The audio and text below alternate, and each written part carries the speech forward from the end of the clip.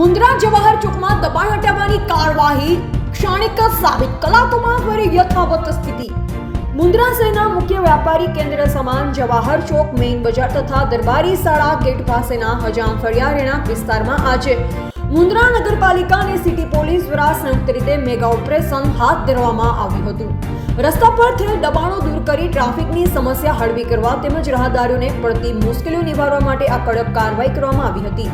કાર્યવાહી દરમિયાન રસ્તા પર ગેરકાયદે મુકાયેલ લારી ગલ્લા તથા અન્ય દબાણો દૂર કરવામાં આવ્યા, જે કારણે થોડા સમય માટે ટ્રાફિક વ્યવસ્થા સરળ બની હતી, પરંતુ આ અસર લાંબો સમય ટકી નહીં।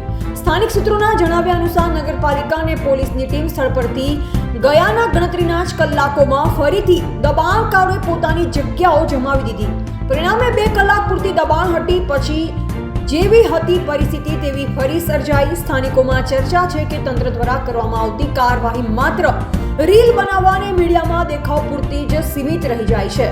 નિષ્કર્ષ રૂપે તંત્ર દ્વારા વારંવાર કરવામાં આવતી આવી કામગીરી ક્ષણિક સાબિત થઈ રહી છે। દબાણકારોમાં કાયદાનો કોઈ ડર ન હોય તેમ ફરીથી રસ્તા રોકી દેવામાં આવતા સ્થાનિકો અને વાહન ચાલકોમાં ભારે રોષ જોવા મળી રહ્યો છે।